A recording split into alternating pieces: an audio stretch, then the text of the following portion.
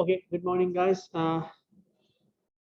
Last day I discussed this sum of probabilities. Okay, it is exactly same as relative frequency. Okay, so sum of the any discrete random variable, it is equals to 1. Okay, summation p capital X equal X, probability of that value equals 1. Okay. Uh, okay, so using that same thing what we did, we can draw histograms, or we can represent the probability distribution of random variable. Okay, same as relative frequencies using histograms. If we have a table with the relative frequencies or frequencies, we can we can use a histogram. But in this case, it is a relative frequency only, not just frequency, because we are talking about probability. Okay, let's see how we do this. Okay, check this example here. Flipping balance time 3 times. Okay, 3 times, which means simply flip the coin 3 times, flip the coin 3 times. So you have this outcome, this called what? This is the all possible outcomes. We call this sample space, right? Sample space, oh sorry, sample space, right? So X, this is what? This is the random variable. Okay, this is the random variable. X denotes the total number of heads obtained in the 3 tosses. Okay, total number of heads. So what are the values of X? These are the values of X. 0, 1, 2, 3, right? Maximum it is 3, minimum 0, no heads. What is this? Let's say this one. This means if I consider those occurrences in this sample space, one head mean this one, TTH or HTT or TTH, sorry, THT. These 3, right? They are just only one head. Here, X equal 3 means 3 heads, which means the first one in your sample space, right? Okay, use random variable notation to represent event. Exactly 2 head is tossed, 2 heads, exactly 2 heads. Okay, random variable notation represent the event. So how do we write that? 2 heads, which means X equals what? 2. X equals 2, because here we have the values of this X, of this random variable, right? So this is the value set that belongs to this random variable. So they ask exactly 2 heads, which means X equals capital X, okay, the random variable equals 2. Do you remember this notation? Capital X equals simple X, right? The simple X means the particular value 0, 1, 2, 3, whatever. Okay, so here this is how we denote it using random variable notation. This capital X is the random variable. Okay, determine probability of this one. Probability of X equals 2. Okay, probability. So how do you find the probability? Occurrences based on that particular event divided by total number of outcomes or sample space. Okay, total number of event in the sample space. So for this one, what is the sample space? Oh no, sorry. What are the events? Oh, what are the outcomes for this particular event? X equal to, which means exactly 2 heads. There are 3 heads. Yes, here 2 heads. Here, this one. That's it. So those three, right? So you can write those three here.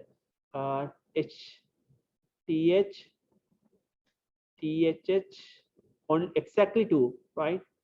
HHT. Okay. So how many? Three. Out of how many altogether? There are 8. So 3 out of 8. So this is the probability. This denominator 3 means number of occurrences based on that particular event. Okay. Clear? This one, I mean, within this bracket, x equals to capital X equals to, it's like an event. Okay. So probability of that particular event. Right? Clear? Find the probability distribution of x. Okay. How do you find the probability distribution? I'll draw a table. Here, x equals x. X equals simple x. Capital X equals simple x, which means those values 0, 1, 2, 0, 1, 2, 3. Right? Those are the values. So, what are the frequencies? You have to check all the frequency values using your sample space. So, x equals 0, no heads. How many? You don't need events or you don't need the occurrences, just you need how many. X equals 0, which means no heads. Only case is this one, right? No heads, which means 1. Let's say this is a frequency.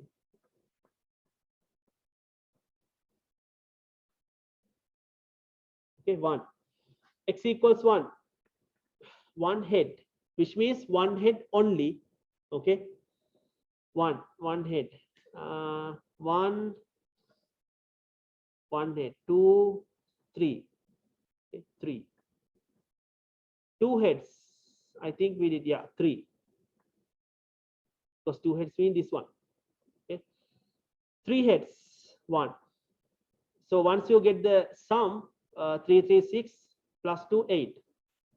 It equals to the sample space, number of outcomes in the sample space. Okay, so 8. Now relative frequency or probability.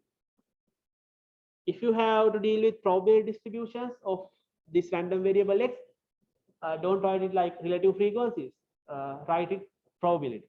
Okay, they are same, but try to write it probability. Probability means simply relative frequency value, which means 1 divided by total. It is 1 over 8. Right? Here 3 over 8. 3 over 8. Again 1 over 8. Okay. You will be having this decimal numbers here. So, right? So this is your probability distribution of x. X means the random variable. You can draw a histogram based on this, right? Same as we did in the I don't think, yes, we don't have same as we did in frequency distributions. Your distribution is like this.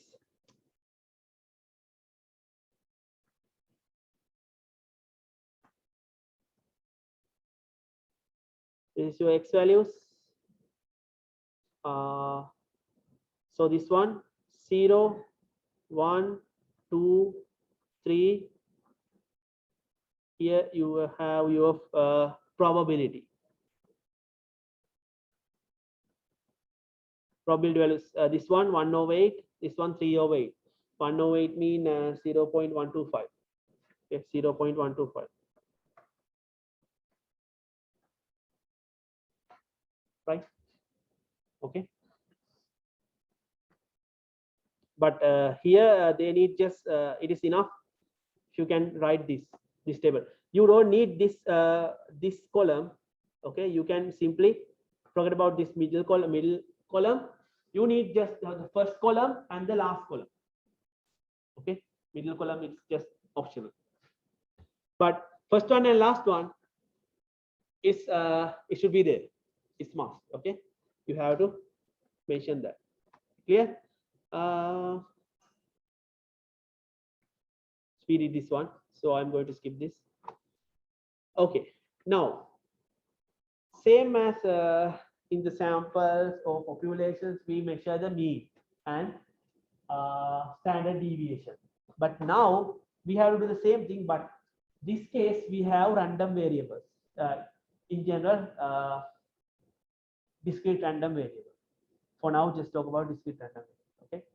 So we have to find the mean and the standard deviation of a random variable. It is little bit different. Okay. This is how we find the mean of a random variable. Summation of x means those values 0, 1, 2, 3, 4, 3, those values times probability of each of them, like this. Okay, we call this mu. Okay, mu, and this term explain the we call expected values, expected value or expectation, expected value or expectation. Sometimes we write it like this: expected, which means capital X of X, capital X. Here, oh sorry, E, capital E means expected value of what? Of this random variable. Normally we write it like that, capital EX, or simply mu. Okay, here we don't talk about population, but expected value or expectation, it is equal to the population mean. That's why we use the same notation, mu. Okay. How we calculate it? It is like this. So summation of xi, which means something like this. You can use this notation if you need. Okay. Inside capital X, not the simple X, equals, or simply mu equals summation of xi, which means I'll denote it like x1, simple x1. Okay. Let me assume that I have 3 x values. This capital X equals x1, x2, x3 and x4, not 3, sorry, 4 values. Okay, same as previous case, 0, 1, 2, 3. These are the x1, x2, x3, x4. x1 times, see, probability of this part, probability of capital X equals x1 plus, because this sum. Next one, x2 times probability of capital X equals x2 plus, third one, x3 times probability of x equals x3 plus, last one, x4 times probability of x equals x4. This is the way how you calculate your mean of a random variable. It always multiply by its original value, x value. x1 times its probability, x2 times its probability, right? So if I consider my previous example, okay, previous example, I had x values like this, right? 0, 1, 2, 3, right? And those probabilities, I think 1/8, right? 1/8, next one 3/8, next one 3/8, and the last one, it was 1/8, correct? So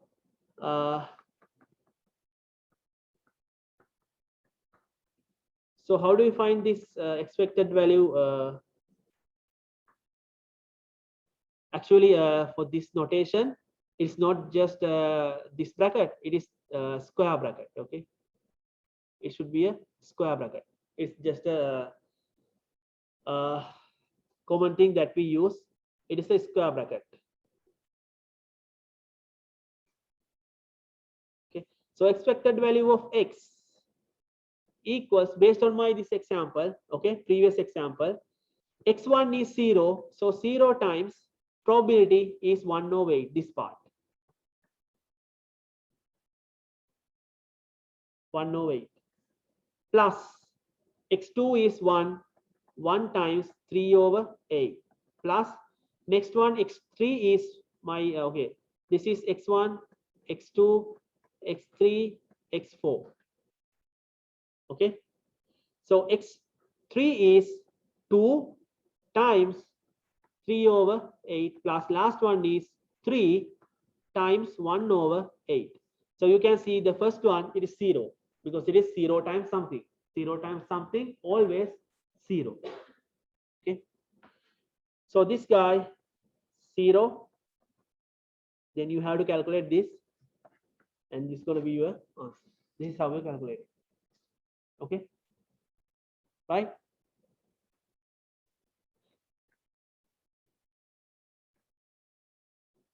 Clear? Any question?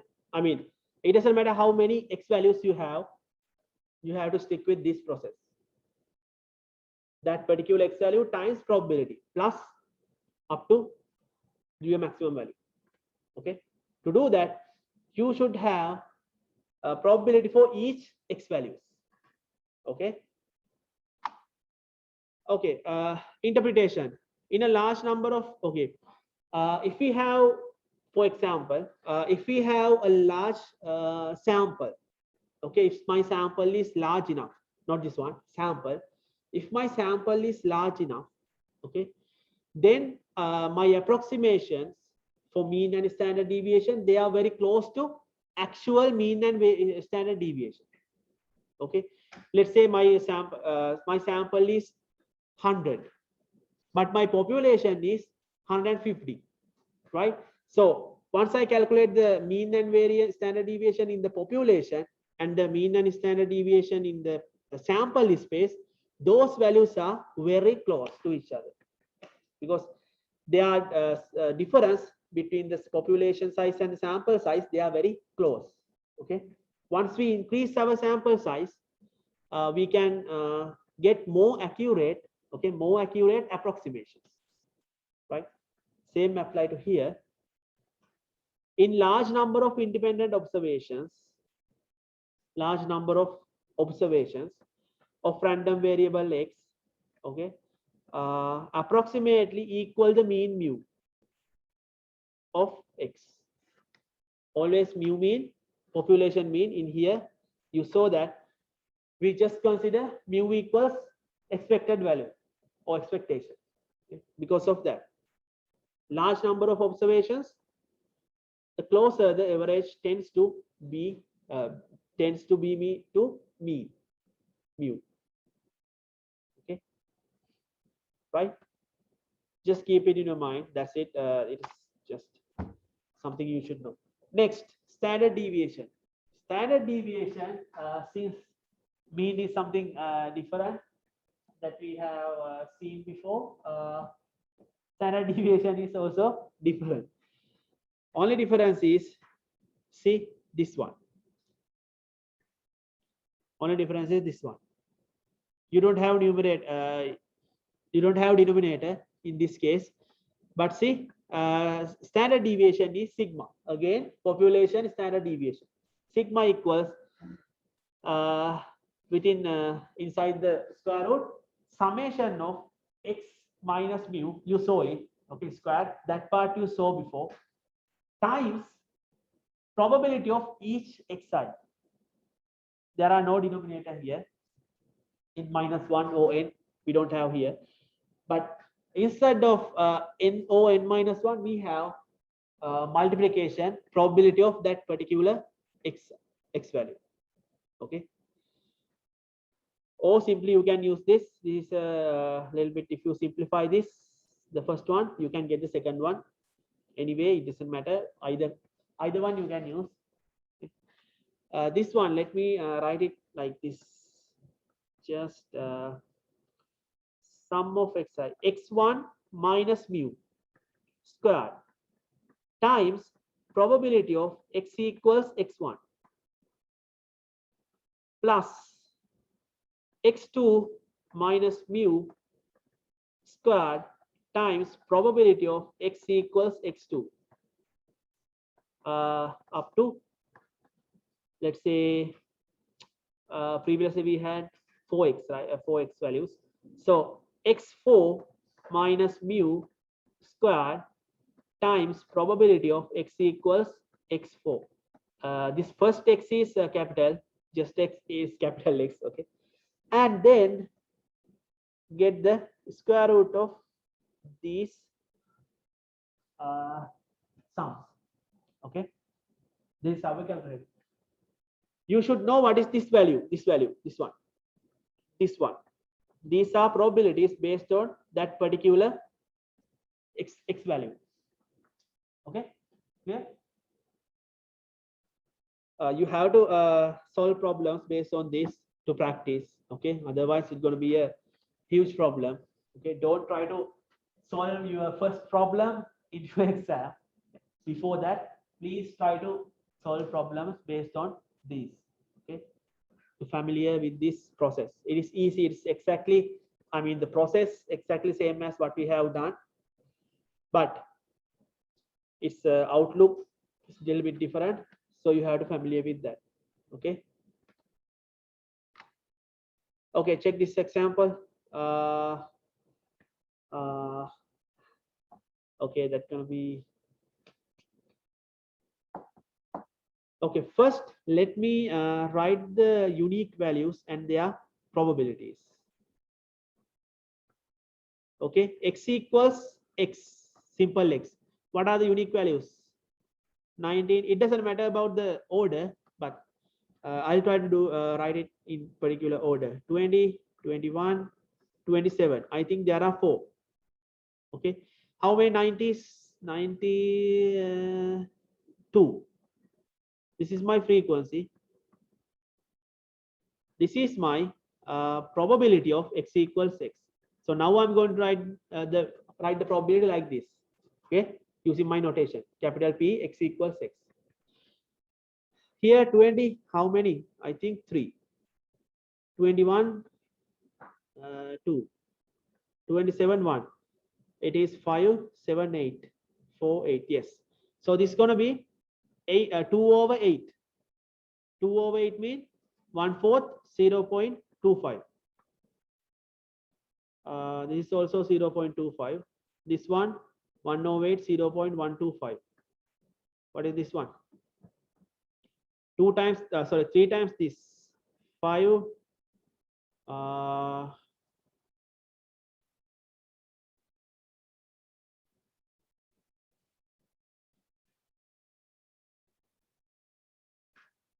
Okay, 0.375.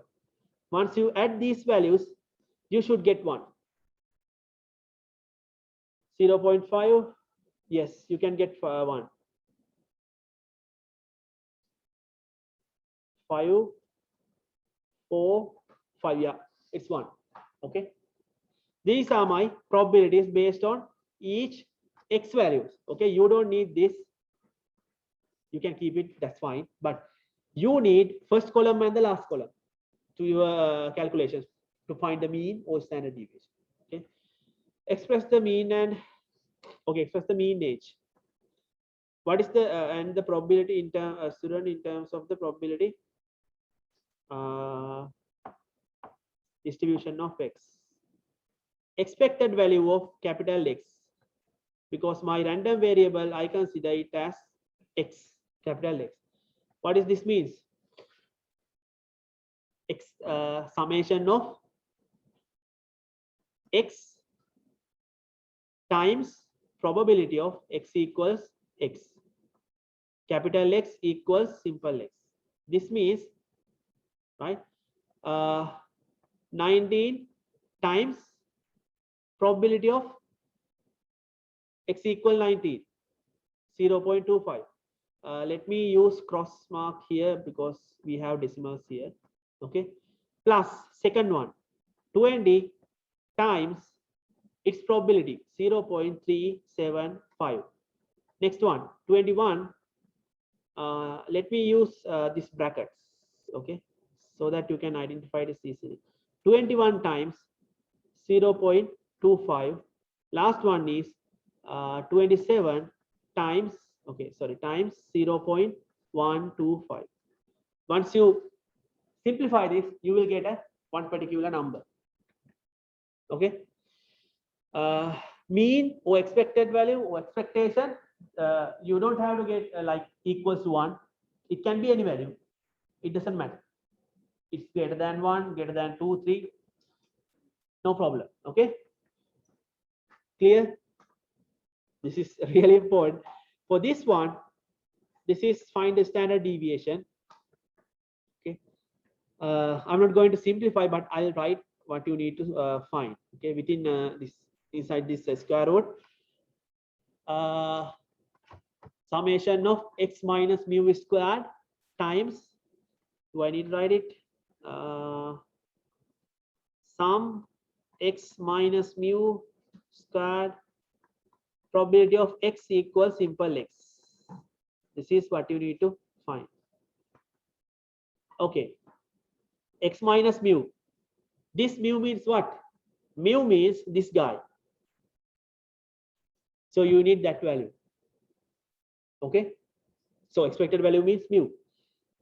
Since I don't have that value, let me write it as it is mu. Okay. Not whole thing. You have to simplify this. Okay. It's just a simple number. 0.5, 5, something like that. 5.8. Sum of, okay, xi. First x, which is 19. 19 minus mu, right, squared times its probability 0. 0.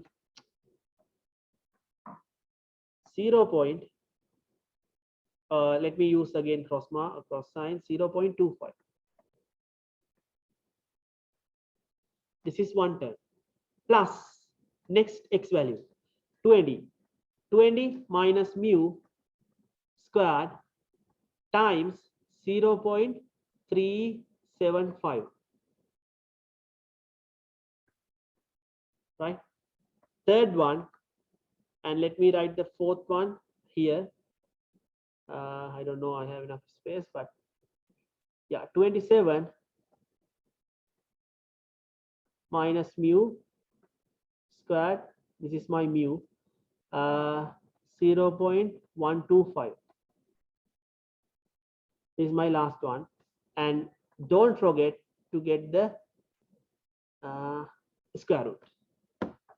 Okay, you can say it's like a giant expression, but you can simplify term by term. Once you plug the mu from the above example, you can simply solve it. Okay, clear? Don't think too much. It is just maths, just calculations. Okay, once you get this formula and plug the values, then it's not statistics, it's just mathematics. Okay, use your calculators or whatever, simplify this, right? Okay, are you sure up to this moment you are good? Okay, because next slide, it is something else that we have to use. Binomial distribution. This is something last time we didn't do. I didn't teach this part last time because we had some situations, but this time we have this guy, binomial distribution. It is really interesting distribution and very simple distribution in statistics based on few hypotheses. Okay, binomial distribution. First, before you go to dig deeper in binomial distribution, let's see what we have. In binomial distribution, we use factorials. Okay, factorials. Factorials mean some number, all values we have to multiply from the 0 to that particular value. If my factorial is k factorial, I have to multiply all the values starting from 0 to that particular k value. Let's say, okay, for example, 5 factorial. Factorial means this like exclamation mark. This means 0 or 1, it doesn't matter. Okay, let me write it like this: starting from 0, multiply 1. Starting from 1, 2, 3, 4 up to 5. This number up to 5. Okay, this multiplication we call the factorial 5. Okay, or we just shrink into this. We using this notation. Okay, see k factorial, you can write k times k minus 1, whatever, up to, I mean, starting from 1 or other side. Here I use starting from 1, or you can use from lowest to from highest to lowest. That's also fine. The same thing. Okay, this means 5, 4, 3, 2, 1. That's just fine. Okay. There is something we have defined. Okay, this is something we defined. Factorial 0 is 1. Factorial 0 is 1. It is not 0. Factorial 0, factorial 0, not 0. Factorial 0 is 1. Okay. It defined based on the pattern. Okay. If you consider 2 factorial, I'm not going to teach you that. Okay, but 2 factorial, it is like 1 times 2. 3 factorial, it is 1 times 2 times 3. 1 factorial, it's like 1, right? So if you consider 0 factorial, you see that it cannot be 0, because 0, there are no zeros in these calculations. That's why they consider it's 1 using the pattern. Okay, there is a more precise explanation for that, but just to make sure that you know, 0 factorial is 1. Okay, right? Any value, it doesn't matter. Maybe 100 factorial, you have to multiply all values starting from 1 up to 100, including that value. 1 times 2, 2 times 3, 4, whatever, up to 100. 100 factorial. This means, in general, I write them like starting from 1. Okay, that's why I use this. 1 times, 2 times, 3.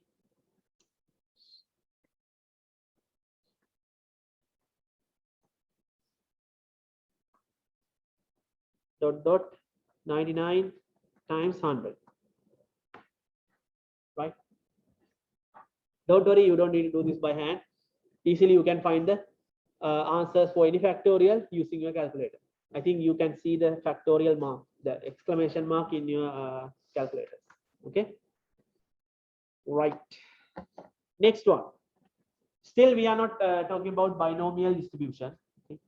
Binomial coefficient.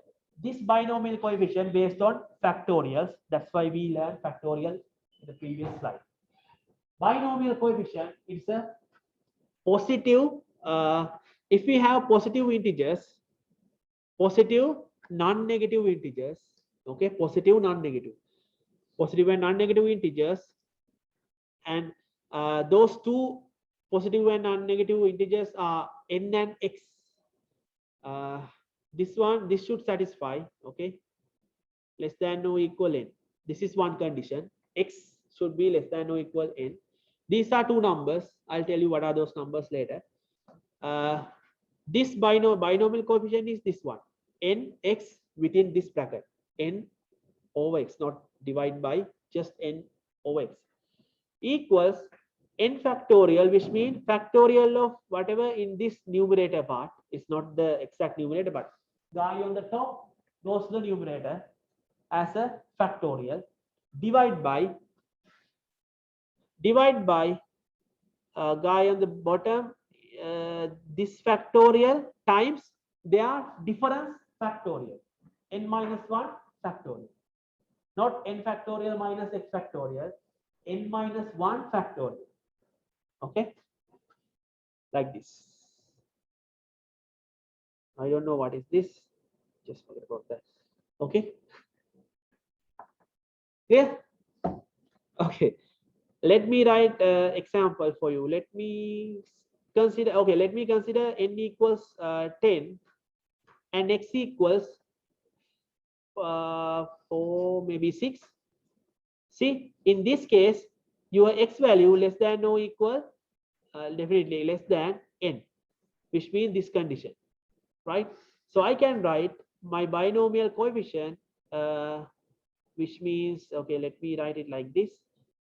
Nx, in my case, n is 10, x is 6. There are no division sign, okay, in between n and x. It's like this. So this equals, guy on the top, factorial, 10 factorial divided by factorial of this guy, 6 factorial times 10 minus 6, their difference, factorial. Okay, this means you have to multiply all the values starting from 1 to that value, divide by 6 factorial. 6 factorial mean again 1 to 5 times 6. Okay, again this is in between these two is a multiplication. So let me write it like this. 10 minus 6, what's the value? 4, right? 4, which means 4 factorial. So 4 factorial means 1 times, 2 times, up to 4. Clear? Right? Now you can see, easily you can simplify this, right? Numerator and denominator, those values. 1 to 6, you can see 1 to 6 on the top as well. 6 you cannot see somewhere here, right? So since these all values are multiplications, you can simply do your math, like remove this part, this part. This part means this part up to this one. Then you have what? You have left 7 times 8 times 9 times 10, right? Clear? Okay, then what about this part? See, you can cancel this 2 with this 8. It is 2 times 4, it's 8, something like that. Okay, easily you can simplify this binomial coefficient. You don't have to worry about the values. Okay, although it's like huge, you can simply use it. Okay, once you're familiar with this binomial coefficient or these factorials, you don't need to expand it like 1 times, 2 times, 3 times. Just use the factorial as it is and simplify. Clear? Okay.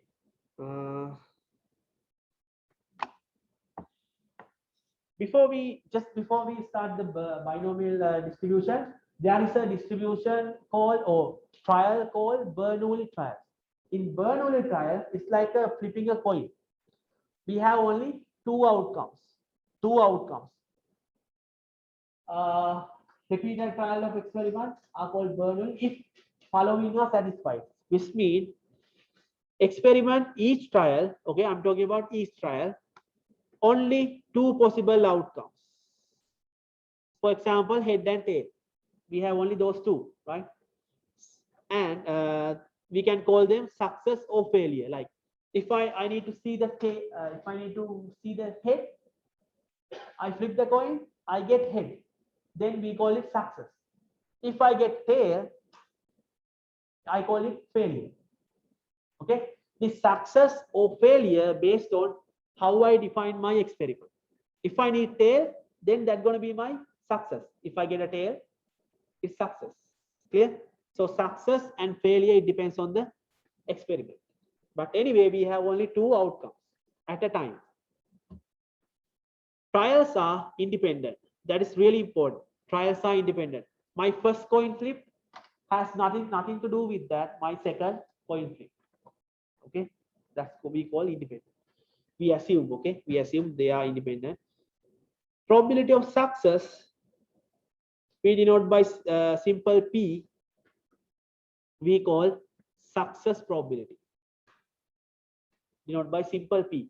It's a value like 0.5, 0.3. It's a value. We denote by simple P, and we call it success probability. Okay. So success probability of success is P, right? Based on this third point, probability of success is P. So what is the probability of failure? So probability of failure What is this? It is 1 minus p. Why 1 minus p? We have only two outcomes. If success probability is 0.6, then what is the failure probability of failure? It is 0.4. 0.6 plus 0.4 is 1. You know, the maximum probability is 1. So that's why it is 1 minus p. Either way, it doesn't matter which you have, maybe failure, another name, it has like k. So success can be 1 minus k. That's fine. If they are like success and failure, they are like complements of each other. E complement, do you remember that? We use the in Venn diagram. So they are like complements.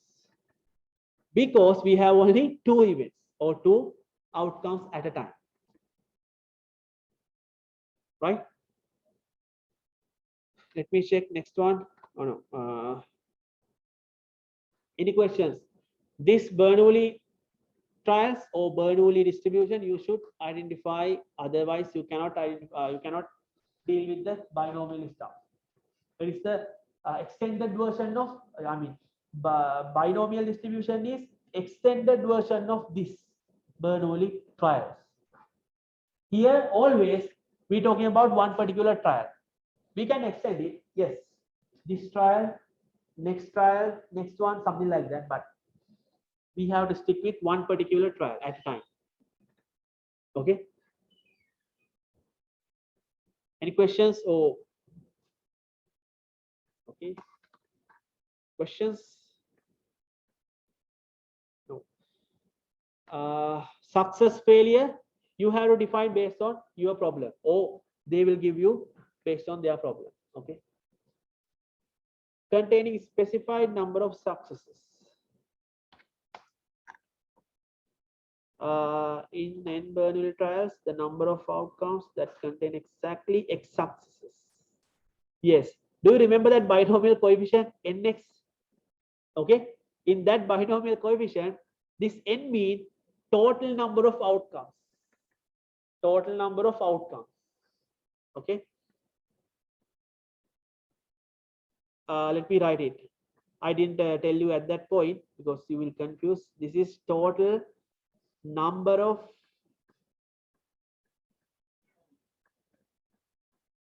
outcomes. And this guy right here is your number of successes. Number of successes. How many? I flip my coin 10 times. Okay. Okay. Number of successes. Let me write it first.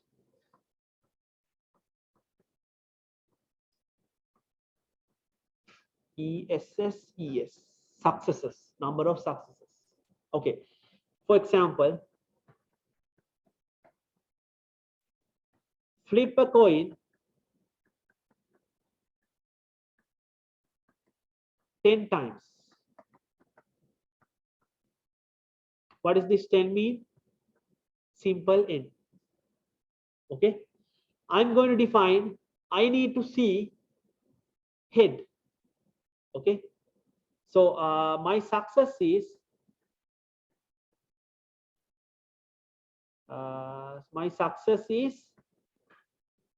head.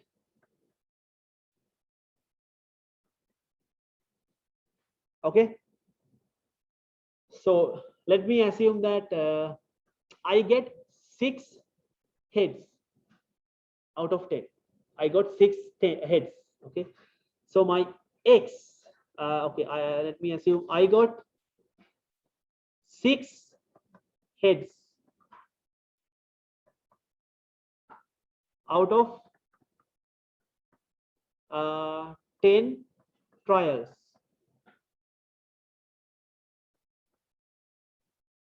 Okay. So what is this 6? It is my X success, number of successes. X. This means my X. So now you know what to do with this. Your N is based on this. Your N is 10. Successes are 6.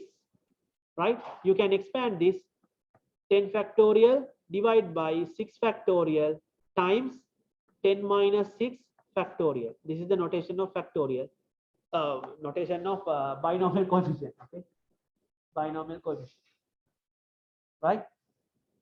Just to know that, okay? Because we need that part within bracket, that part to do the calculations in binomial distribution. Clear? This is how we deal it. It doesn't matter whether it is a Bernoulli or binomial. You should know this stuff. Otherwise, you cannot deal with binomial. Okay. Yes. Any questions? Always, Bernoulli trials mean at a time we have two outcomes, either success or failure. Okay, then let me start the next part on Monday. Next week. Okay. If you don't have any questions, that's it for today.